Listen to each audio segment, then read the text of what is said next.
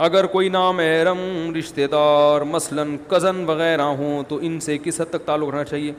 Cousin اگر عمر میں زیادہ ہے اور اس میں اٹریکشن ختم ہو گئی ہے تو پھر تو آپ اس سے سلام دعا بھی کریں. بڑی آپی ہیں, آپ کی بڑی باجی ہیں, کوئی آپ کو فتنے کا اور ان کو بھی اندیشہ نہ ہو, ایج اتنی زیادہ ہو گئی ہو تو پھر تو بڑی باجی کی طرح آپ ان سے السلام علیکم باجی باجی بولا کریں, باجی انٹی نہ بولیں, انٹی سے مسئلہ آج کل بڑا خراب ہوتا ہے.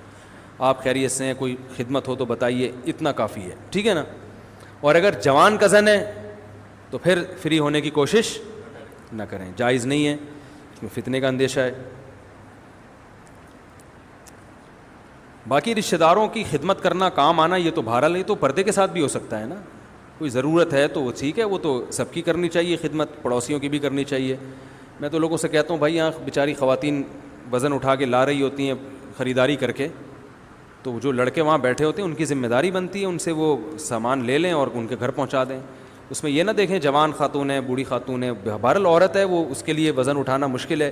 بسوں میں جگہ دے دیا کریں, کوئی خاتون آئی ہیں تو بھئی آپ بیٹھ جائیں. تو عورت کا اکرام کرنا تو یہ تو قرآن سے ثابت ہے نا. موسیٰ علیہ الصلوۃ والسلام جب گئے تھے مدین تو آپ تو مسافر تھے, خود آپ کو مدد کی ضرورت تھی, تو آپ نے دیکھا 2 جوان لڑکیاں پیچھے کھڑی ہوئی ہیں, وہ بیچاری انتظار کر رہی ہیں کہ مرد جب کنویں سے پانی نکال کے فارغ ہوں گے تو ہم جائیں گے. تو حضرت موسیٰ علیہ السلام نے ان کے جوان ہونے کے باوجود ان کی خدمت کی. آنکھوں میں حیا تھی حضرت موسیٰ کے, نظر جھکی ہوئی, گئے ان سے پوچھا بھئی آپ کی کیا مسئلہ ہے؟ انہوں نے بتایا کہ ایسا مسئلہ ہے, اور یہ بھی بتا دیا کہ ہمارے والد بوڑھے ہیں, یعنی اگر وہ جوان ہوتے تو ہمیں گھر سے نہ بھیجتے, وہ خود آتے. اس میں اشارہ دے دیا کہ شاپنگ کرنا یا گھر کے باہر کے کام کرنا یہ کس کی ذمہ داری ہے؟ مردوں کی ہے. تو مجبوری ہے ہم آئیے. تو حضرت موسیٰ علیہ السلام نے پہ ترس کھایا, ان کی خدمت کی. تو آپ بھی اچھے جذبے کے ساتھ بہن سمجھ کے خدمت کریں ان کی, ٹھیک ہے نا. پھر اتفاق سے ان کو آپ پسند آ گئے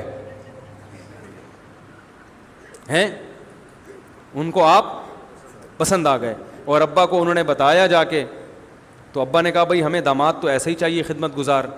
تو اتفاق کی بات ہے اگر وہ آپ کو بلائیں اور آپ کی شادی اپنی بیٹی سے کر دیں, سبحان اللہ. حضرت موسیٰ علیہ السلام کے ساتھ یہی تو ہوا. حضرت موسیٰ نے تو خدمت کی, انسانیت کی خدمت کے جذبے سے, لیکن ان کے والد نے کہا بھائی کہ نوجوان ہیں, نیک آدمی ہیں, تو بلاؤ. حضرت موسیٰ نے کہا کہ بھئی میں چاہتا ہوں, اپنی پوری کہانی یعنی وہ واقعہ سنایا کہ میرے ساتھ یہ ظلم ہوا ہے. تو انہوں نے کہا کہ بھئی ٹھیک ہے, میں اپنی بیٹی کی شادی آپ سے کر دیتا ہوں. کتنا سادہ ماحول تھا دیکھو یار, کوئی استخارہ نکالا انہوں نے ہیں. حضرت موسیٰ نے کہا میں جا رہا ہوں, استخارہ نکال کے آؤں گا.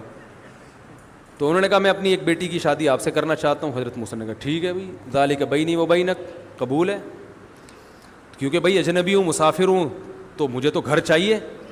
تو فوراً نکاح کر لیا, یعنی جو بھی شرط تھی ان کی وہ مان لی. تو آپ اچھے جذبے سے خدمت کریں محلے پڑوس کی خواتین کی.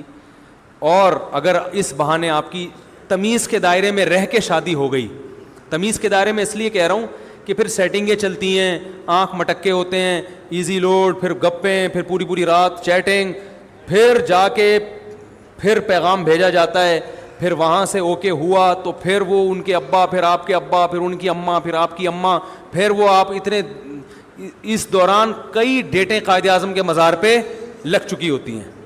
پھر اس کے بعد استخارے نکالے جاتے ہیں. پھر اگر ہاں ہو گئی تو پھر 3 سال کے بعد شادی ہے, ہاں نہیں ہوئی تو سلام دعا پھر بھی وہ شادی کے بعد بھی چلتی رہتی ہے. یہ بےہودگی کی میرے بھائی اسلام میں اجازت نہیں ہے. سمجھ رہے ہیں؟